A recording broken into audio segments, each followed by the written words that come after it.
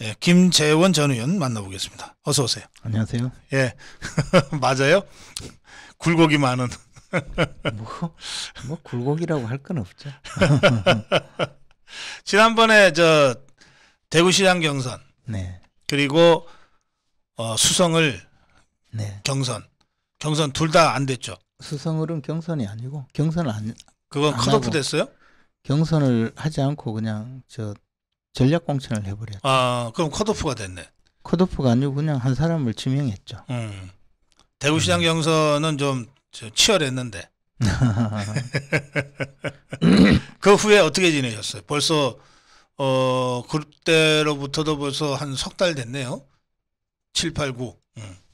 이제 그 취임식하고 시장 취임식하고 석 달이 지났고 그 전에 그 이제 경선 끝나고 다시 이제 지방선거 있고 그리고 취임할 때까지는 한 3개월 또 있었죠. 그럼 벌써 6개월 전이네요. 그렇죠. 예, 그 사이에 뭐 하고 지내셨어요? 경선 끝나고 좀 뭐 이거 이제 선거 끝나고 나면 이제 선거에 지면 또 그 정리해야 될 일이 많거든요. 네. 당선되면 곧바로 이제 저 업무 준비를 하느라고 바쁘지만 네. 떨어지고 나면 이제 그동안 도왔던 사람들한테 그러니까 슬퍼할 시간이 없어요. 이제 저뭐 우리가 흔히 말하는 뒤처리라 그러죠. 뒷바라지도 좀 해야 되고 네. 또 이제 뭐 같이 일했던 사람들 위로도 좀 해야 되고 뭐 그렇게 좀 준비하다가 네. 그 뭐 이렇게 있어서는 좀 너무 무의미한 시간이다. 그래서 네. 좀 스스로 좀 돌아보고 마음 정리도 하자 해서 유럽의 그 산티아고 순례길을 걸었습니다. 산티아고. 예, 그게 이제 6월 16일 날 프랑스 파리로 가서 거기서 네. 이제 다시 그 프랑스에서 스페인 그 국경지대에 있는 작은 도시 그 생장 비에드포흐라고 그쪽으로 가서 네. 거기서 이제 저 814km 되는 산티아고 순례길을 걷고 그건 걷는 길이죠.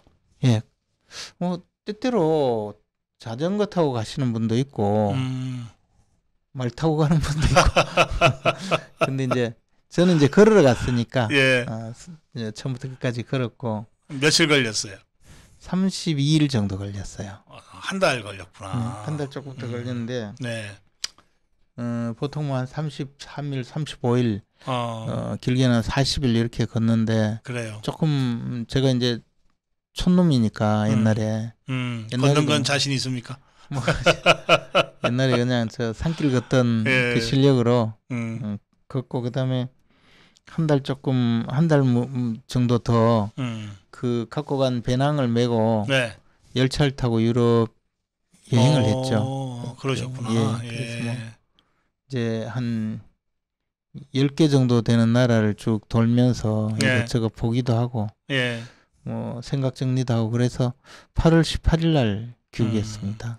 산티아고 보통 산티아고 순례길이라 그러잖아요. 네. 옛날 그 수행자들, 순례자들이 네.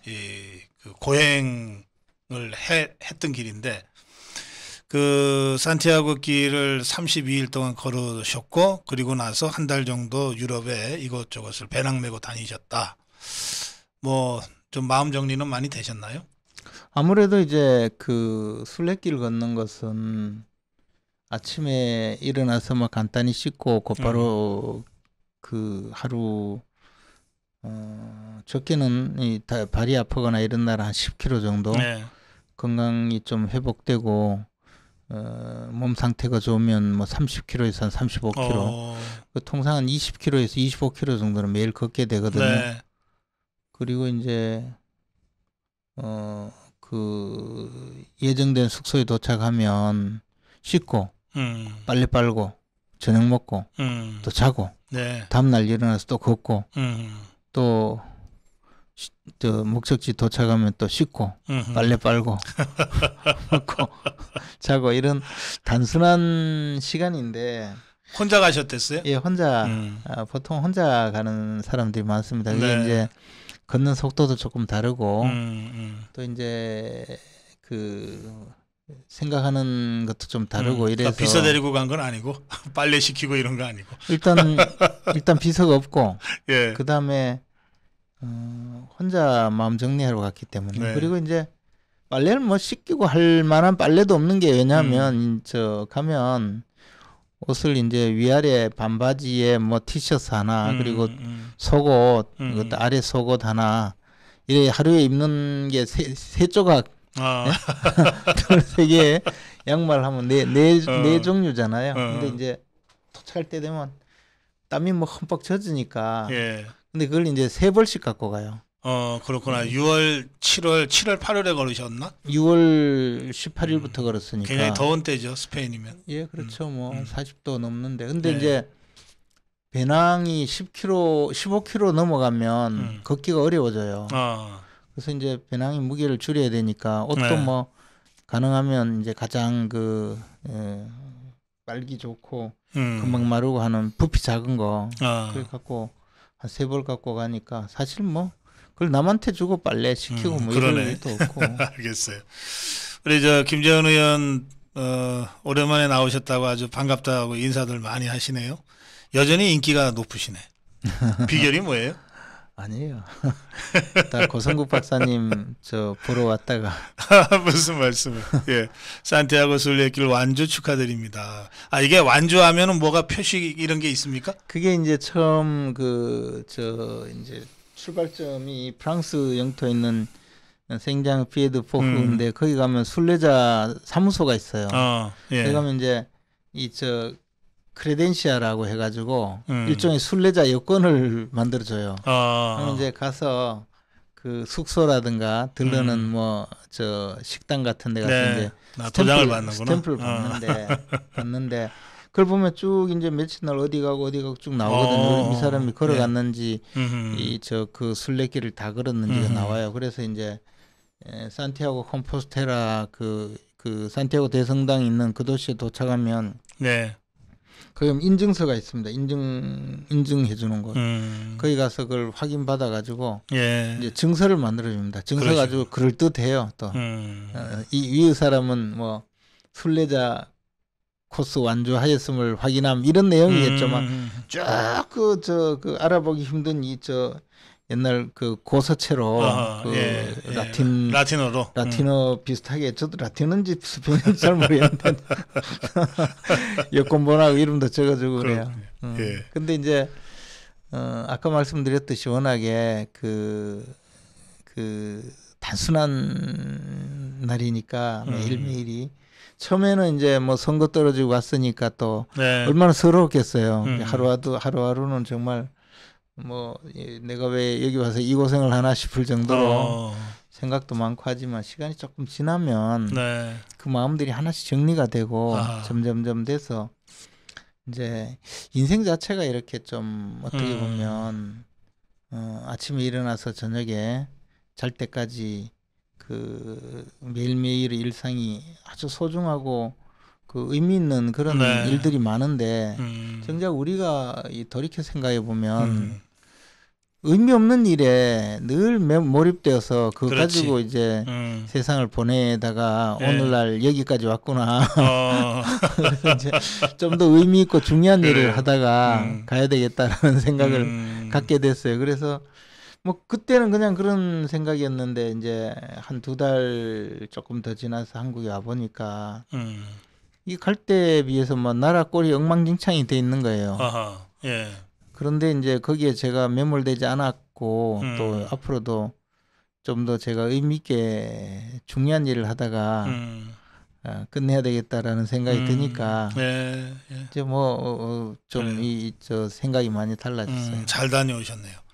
산티아고 순례길은 저도 간다 여러 번 결심만 하고 아직은 실행을 못했는데 그게 제가 만난 수많은 사람들이 똑같은 이야기거든요. 글쎄요. 나도 인생에서 언젠가는 가야 되고 이러면 제가 늘 하는 말이 있어요. 지금 가슴이 떨리냐고. 그럼 지금 떠나라. 그렇지. 좀 미루다가 보면 다리가 떨려서 못 간다. 미루다 보면 다리가 떨려서. 가슴 떨릴 때 가야 돼요. 그래요. 맞아요. 여기 댓글들이 많이 올라와서 김재현 의원이 당에 계셨으면 당이 이렇게 시끄럽지 않았을 텐데요. 제가 있어도 마찬가지였을 겁니다. 윤석열 대통령님 좀 도와주세요. 그건 뭐 당연히 그래야 되고요. 그래요. 자, 이런 댓글들이 많이 올라왔는데 방송 끝나시고 한번 촘촘히 찬찬히 보시면 이 민심을 또 확인하실 수 있을 겁니다. 자, 지금 국민의힘이 아까 말씀하신 대로 한 2달 나갔다 돌아왔더니 정말 힘든 상황이 돼 있더라. 그 가운데 있지 않았던 게 어떤 면에서는 좀 다행이라고 할 수도 있고. 근데 어떻게 보세요? 왜 이렇게 된 것 같습니까? 저는 이제 역사상 등장한 정권 초기의 대선과 지방선거에, 특히 지방선거에 압승한 이 정권 담당자들이 이렇게 지리멸렬한 게 왜 이렇게 됐을까 이유를 많이 생각해 봤는데, 네. 근본적으로 이제 여당의 리더십 부재가 아닌가 생각합니다. 그러니까 이제 통상적으로 우리가 정권 교체가 되거나 정권을 획득했을 때는 대통령뿐만 아니라 여당 내에서도 걸출한 지도자들이 많이 있었거든요. 그리고 그 지도자들이 이제 대통령을 배출하고 나서 그 지도자들이 중심이 되어서 여당을 이끌고 그리고 정부를 뒷받침하면서 국회에서 이제 함께 이제 정권을 만들어가고 그렇게 해서 또 정권 재창출하고 하는데, 지금 여당 내에서는 그러한 이제 리더십을 갖춘 사람이 좀 없다. 그리고 이제 이게 이제 조금 제가 뭐 비난하려고 하는 건 전혀 아니고요. 네. 우리가 이제 정권이 바뀌었는데, 그러면 정권 바뀌면 흔히 이제 여당 내에서 실세 그룹들이 등장하거든요. 네. 그 이제 실세라는 것이 뭐 딴 게 아니라 뭐 대통령과 가까운 사람 또는 대통령과 뭐 정권을 뭐 나눠 가졌던, 또는 뭐 같이 한 방향으로 가든, 또는 대통령을 뒷받침하면서 대통령의 영향력을 조금 뭐 받든, 어쨌든 이른바 실세 그룹이라는 이름으로 쓰죠. 그게 뭐 현실적으로. 근데 통상 앞에서도 말씀드렸다시피 과거에는 그러한 실세 그룹에 있는 사람들이 그래도 대통령의 정권을 창출하기 전에도 이분들이 국민들로부터 어느 정도 인정을 받던, 그러니까 정당성을 받았던 분들이죠. 네. 말하자면 이제 저분들이 이 영향력이 있기 때문에 대통령을 뒷받침해서 결국 정권을 만들었지 않겠습니까? 그런데 이번 정권이 특이한, 물론 이제 저는 윤핵관이란 말 자체가 좀 굉장히 좀 안 좋은 의미로 지금 쓰이고 있지만, 어쨌든 정권 실세라고 불린 권성동 의원과 장제원 의원에 대해서는 그렇게 이제 윤석열 대통령이 등장하기 이전에 막 국민들이 신뢰를 보내던 그런 위치에 있던 분들은 아니었거든요. 그렇죠. 예. 그러다 보니까 어떤 면에서는 좀 주변적으로 이렇게 있었죠. 그리고 이제 뭐 어떤 경우에는 이제 대선 과정에 오히려 후보에게 부담이 되어서 이제 선거 운동 과정에 나타나지 못하는 뭐 그런 상황에 있었는데, 결국 이제 정권을 획득하고 나서는 이제 대통령과 뭐 우연한 기회든 또는 뭐 필연적으로든 가까워진, 그걸로 인해서 실세라고 등장하기 때문에 대통령의 어떤 지지를 이분들이 막 뒷받침하고, 저 사람이 옆에 있으니 대통령 우리가 믿었다. 그게 아니고 그냥 뭐 오히려 대통령의 부담만 되는 그런 상황이 좀 되지 않았는가. 그러니까 여당의 리더십이라는 게 무너지게 되잖아요. 그리고 뭐 전직 대표지만 사실 이준석 전 대표가 뭐 여러 가지 또 지지를 받는 부분도 있지만, 그러나 지금 비판받고 비난받는 어떤 정도가 큰데도 거침없이 이른바 윤핵관이라고 거의 뭐 사실 무지막지하게 공격을 하는데도 대항을 못 하잖아요. 그 이야기는 사실 제가 뭐 언론에서는 늘 좀 그분들 두둔하기 위해서 이게 엮이기 싫어서 뭐 그냥 피해간다 이렇게 말씀드렸지만, 사실은 싸울 만한 능력이 있는가, 아하. 또는 싸울 만한 의지가 있는가, 더 나가서 싸워서 승부가 되는가에 네. 대해서 저는 회의적이라고 보거든요. 아. 아니 이준석 전 대표가 다음 전당대회 내가 나가면 윤핵관을 집으로 보내겠다를 공약으로 내세우겠다고 하는데도 사실 그 정도의 모욕적인 이야기를 들었으면 정치 생명을 걸고 싸우든지 아니면 그냥 죽든지 그게 정치인이잖아요. 그래요. 예. 근데 그런 정도를 못하면서 여당의 리더십을 행세하고 있으니까 이 위기가 사실 오지 않을 수 있겠습니까? 예. 만약에 이준석 대표가 그렇게 함부로 호락호락하게 건드리지 못하는 당 지도부였다면 이런 위기에 갔겠는가? 저는 사실 그런 근본적인 원인이 있다고 봅니다. 차마 제가 어디서 이런 얘기 못했지만 그게 근원적인 문제예요 지금. 네. 그 이준석 전 대표가 뭐 공격에서 이제 그런 상황이 물론 된 것도 맞지만 그러나 본인들도 조금 더 그 방어를 좀 잘했으면 하는 아쉬운 마음이 저는 있어요. 그래요. 사실 이제 지금 상황이 그러니까 예.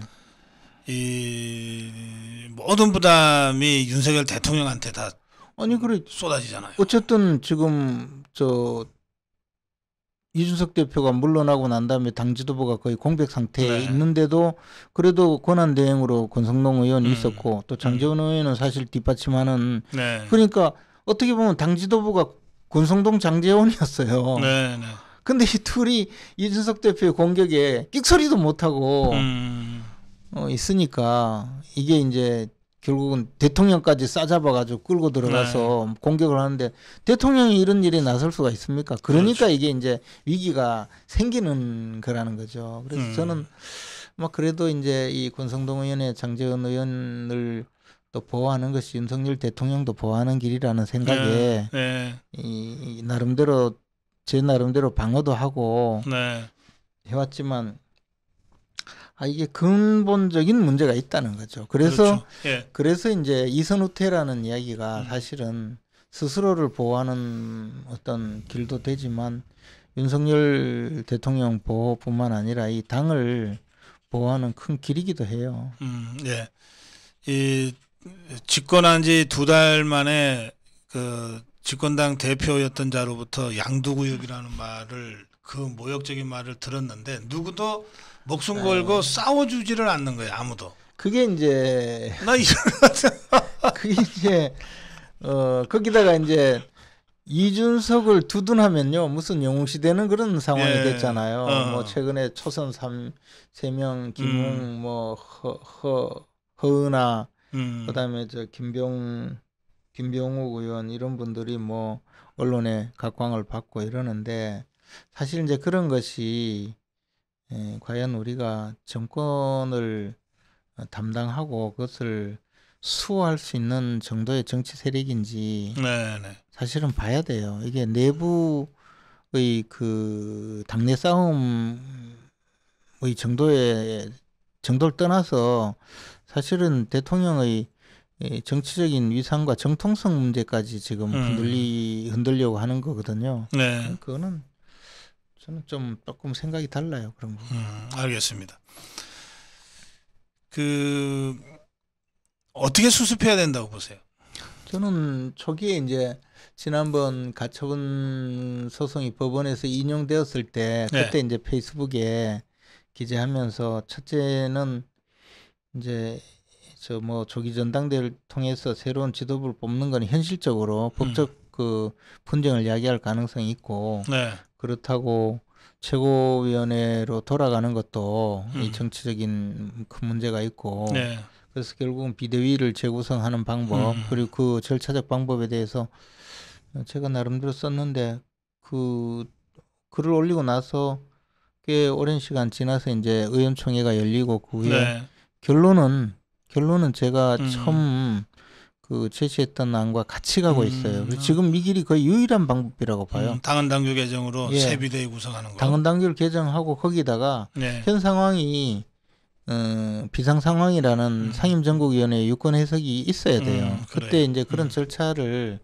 제대로 거치지 못했다는 것이 이 법원의 판단인데 사실 난 법원 판단이 뭐 말이 안 된다고 생각하지만 그러나 뭐 현실적으로 그런 판단이 내려졌으면 그 판단을 기초로 해서 거기에 맞춰서 현 상황을 만들어 놓고 예. 그 사법적인 리스크에 대비를 해야 되거든요. 그래요. 이번에 보니까 당에서 철저하게 잘 하고 있더라고요. 저도 뭐 예. 실무적으로 그래서 조금 오늘 얘기했는데. 비대위 비상 상황을 재규정하고 네. 그리고 비대위 전원 사퇴하고 이제 이런 수순을 지금 여기까지 밟아왔어요. 저는 사실 뭐 예. 비대위를 다시 구성한 거는 뭐 크게 의미 없었다고 생각하는데 어쨌든 네. 이제 당헌 당규를 개정해서 그에 맞춰서 현 상황이 비상 상황이라고 상임정국위원회가 유권 해석을 하고 네. 의결까지 하고 또 개정된 당헌 당규에 따라서 비대위를 출범시키고 네. 지금 새로 출범되는 비대위는 사실 조금 신뢰성을 조금 얻기가 어렵거든요. 앞으로 계속 예, 그래서 가능한 한 빨리 전당대회를 조기 해서 전대로 가야 된다. 예, 전당대회를 해서 새로운 리더십을 구축하고 그 선출된 당 대표가 당을 잘 이끌도록 우리가 도와주고 예. 그렇게 해서 자기 총선을 제대로 치러서 비로소 당이 안정된 상태로 여당의 모습을 갖추지 않을까. 그런데 지금 어쨌든 그게 2달이든 석 달이든 비대위를 거쳐서 이제 조기 전대로 가야 되잖아요. 그래서 정상 지도부. 네.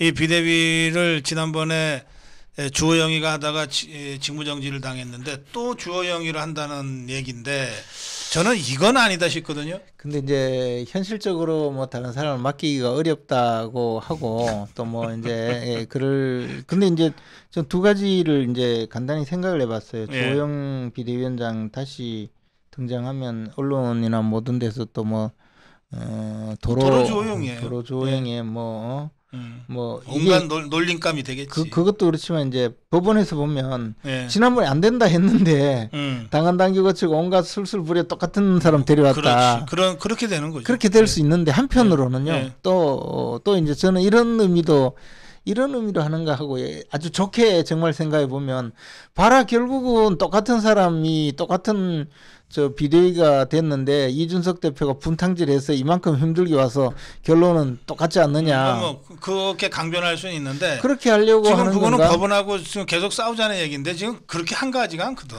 그래서 뭐 그렇게 하려고 하는 건가 하는 생각은 있어요. 근데 그리고 현실적으로 비대위원장 시킬 사람이 마땅치 않다 뭐 이런 여러 가지 뭐 하여튼 그런 것 같은데 사람이야 있고 저는 이제 이게 이제 주호영 비대위원장을 시켜서 운영하려는 건 정기국회 끝까지 가서 내년 한 1월쯤에 전당대회를 하겠다는 기본적인 생각이 있는 것 같아요. 예.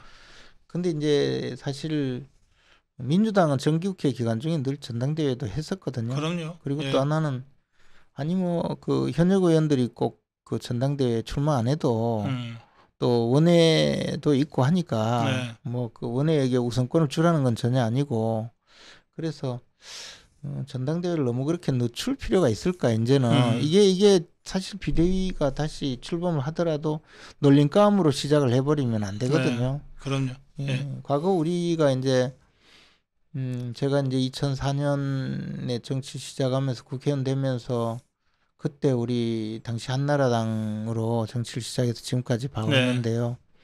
그중에 비대위다운 비대위는 2011년에 박근혜 비대위하고 그다음에 지난번 김종인 비대위 정도였거든요. 그 비대위라는 것이 그 외에는 뭐 우리가 이제 그 정치는 뭐 좀 허풍이 심해서 그런지 비상대책위원회 이렇게 해가지고 꼭 무슨 그 나라 전체가 뒤집어 퍼진 것처럼 이런 표현을 쓰는데 사실은 임시 지도부죠. 네. 그죠? 임시 당대표, 임시 최고위원인데 그럼 임시 체제가 그렇게 오래 가는 거는 바람직하지 않고. 않죠. 예. 예.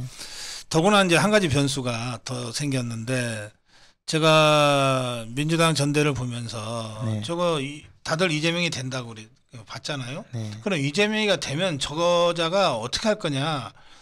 당장 윤석열 공격하면서 윤석열 이재명 양자구도로 만들어 갈 거다. 그게 지가 사법 리스크를 최소화하는 방법이고 또 그렇죠. 정치적으로 자신을 부각시키는 가장 효과적인 방법이다. 그런데 여기에 윤석열 대통령을 집중적으로 공격을 할 건데 이거를 맞짱 뜰 여당 지도부가 필요한데 주호영이 같은 비대위원장으로 이게 말이 되냐, 권성동이 같은 자로 말이 되냐 이랬단 말이에요. 죽이 되든 밥이 되든 정상 지도부를 빨리 출범시켜서 여기에 승부를 걸어라. 이 정도 돼야 뭘 없던 각오라도 새로 하고 없던 결기도 세워서 싸울 거 아니에요. 이게 그 정쟁 구도로부터 대통령을 보호하는 길이고, 대통령은 국정에 전념하고 집권당은 이재명이 이끄는 야당하고 어쨌든 싸우더라도 집권당이 싸워야 되는 거 아니에요. 네. 그러니까 이런 점을 감안하더라도 지금 비대위를 길게 끌고 갈 상황이 아니다. 저는 그렇게 생각해요. 당연히 그렇죠. 그리고 이제 비대위가 말씀드렸다시피 첫 번째 그냥 순탄하게 비대위가 출범했다 하더라도 전 대표의 또 공격과 조롱에 시달릴 텐데 이제는 이제 판결까지 안 받고 당헌당규까지 개정해서 비대위가 출범했는데 이 정기국회에서 죽기 살기로 달려드는 저 야당과 네. 비대위원장의 자격으로 또는 비대위원들의 자격으로 그 헤쳐나간다는 것 저는 그렇게 쉽지 않을 거라고 생각을 했고요. 네. 사실 이제 제가 최고위원을 하면서 느낀 건데 네. 우리가 이제 당대표 최고위원들이 만약에 그 제대로 전투력을 갖춰서 네. 그 싸운다면 굉장히 파워풀한 그런 당 지도부를 만들 수 있는데 이준석 대표가 워낙 분탕질을 하니까 저도 이준석 대표 견제도 하고 네. 민주당하고도 싸우고 하느라고 사실 그 당 지도부에서 그 네. 많은 또 그 여러 가지 그 장면을 많이 봐왔었거든요. 네, 근데 네. 지금 새로 출범하는 비대위, 그러니까 비대위원장과 비대위원이 어느 정도 그 효과를 가질까? 저는 이제 이번에 출범한 지난번 비대위원들 보면 그저 이제 조용히 그 분란 일으키지 않을 분들로 구성이 되어서 민주당과의 어떤 그 대결 구도에서는 뭐 전혀 역할을 할 수 있는 분들은 별로 눈에 안 보였거든요. 그러니까 이제 그리고 정치는 어쨌든 그 어떤 자리에 있는 분의 그 정당성, 그러니까 저 사람 당 대표로서 충분히 우리를 이끌어도 좋다, 이런 그 상대방들이 다 인정하고 수용해주는 그런 대표가 돼야 되거든요. 네. 이준석 대표가 제일 잘못한 것은 사실은 수많은 당원들에게 상처를 주고 대선뿐만 아니라 그 전에 처음 윤석열이라는 정치인이 나타났을 때부터 그렇게 괴롭혔거든요. 그랬어요. 처음에 경준인가 만들어가지고 오만 짓을 다 하고 입당을 못하게 막으려고 하는 건지 입당하면 토론을 20번 시킨다 하고 엄포를 놓고 제가 그 옆에서 그때도 봤었거든요. 네. 그래서 그렇게 난장판을 벌였는데 그렇기 때문에 이제 당원들에게 마음을 많이 떠나게 만들었죠. 근데 이제 지금 비대위는 마음이 떠나는 당원도 없지만 또 흔쾌한 당원도 없는 그냥 이제 그런 류가 되면 이건 문제거든요. 그래서 조금 더 한번 신중하게 생각하셔서 이제는 좀 빨리 새로운 리더십을 확보하는 것이 좋다라는 생각입니다. 그래요. 그 지난 27일 이제 그 의총이 상당히 이제 이 사태를 수습하고 당헌당규 개정을 통해서 비상 상황을 다시 규정하고 하는 지금의 수순으로 가는 출발점이었잖아요. 네. 근데 이 27일 의총에서 유일하게 표결까지 간 사안이 하나 있습니다. 찬반 양론이 너무 격렬해서 그게 이준석 추가 징계를 공개적으로 요구할 거냐 문제였고 표결 결과 이준석 추가 징계를 공개적으로 요구하자라고 결론이 났어요. 네. 그리고 그것을 윤리위가 존중하겠다. 아니 의총의 결정인데 존중 안 할 수가 있나요? 존중한다고 꼭 징계를 한다는 말은 아니겠지만 저는 이제 이준석 대표를 다시 징계하는 게 무슨 의미가 있을까 하는 생각이 들어요. 어쨌든 징계라는 것은 상대가 이제 징계가 벌이잖아요. 네. 벌을 받으면 반성하거나 재발 방지를 해야 되는데 지가 벌 받는 걸 알아야 벌의 의미가 있다. 오히려 그걸 가지고 더 이제 이리저리 뭐 시끄럽게만 한다면 소재로 쓴다면. 근데 이제 그런 의미에서 뭐 아예 뭐 평지풍파 일으키는 거 아닌가 이런 마음이 있는데 네. 이 저 정당이라는 조직은요 사실은 과거에 이제 우리가 이제 그 오랜 세월 동안 역사적으로 보면 정치라는 것은 옛날 고대 우리나라로 따지면 당군 할아버지 때부터 지금까지 서양 역사에서 뭐 수많은 고대 그리스 로마 시대부터 지금까지 정치란 것은 결국은 이제 이 국가의 합법적인 권력을 쟁취해서 그 쟁취한 권력의 힘을 빌어서 내가 꿈꾸는 이상적인 사회를 만들어가는 그렇습니다. 것이거든요. 예.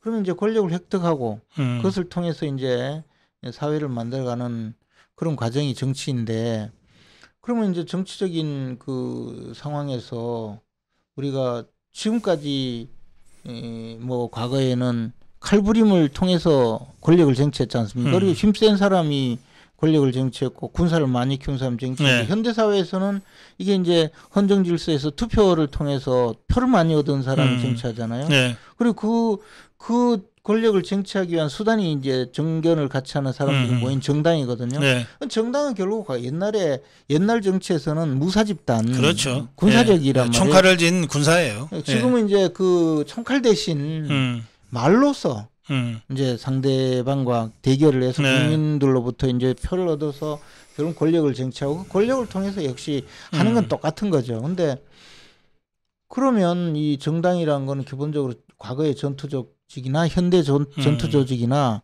이 기율이 사실 엄해야 되거든요. 그래서 예. 정당은 사실 정신적인 전투 조직이자 이념적인 전투 조직인데 네. 그 전투 조직이 신상필벌이라든가 또는 기율이 있어야 되는데 이거는 뭐 당을 공격해도 뭐 괜찮고 당을 상대로 소송을 해도 괜찮고 엉망진창 뭐 무슨 분탕질을 해도 넘어간다면 이게 무슨 당 조직이냐 하는 생각을 네. 할 수가 있죠. 네. 앞으로 예를 들어 이준석 대표가 만약에 소송을 이제 지금부터 한 소송이 전부 패소했다면 당이 어떻게 할 건가 또 한번 심각하게 생각해 봐야 될 거예요.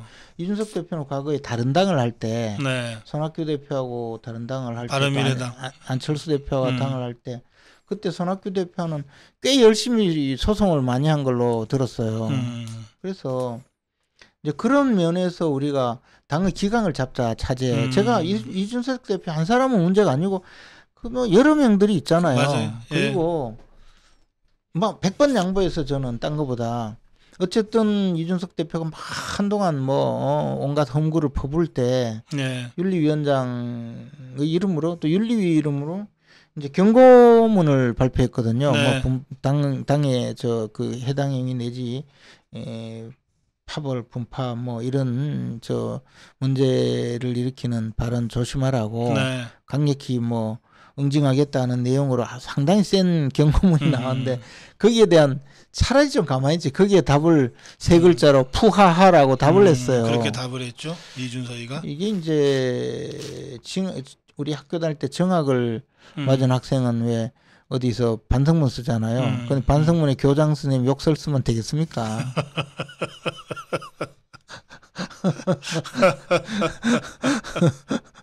근데 제가 아마 딴 거는 몰라도 저는 뭐 딴 거는 뭐 그렇다 쳐도 윤리위원회의 경우에 푸하한 것은 뭐 어떤 형태로든 네, 알겠습니다. 윤리위가 그냥 넘어가겠는가?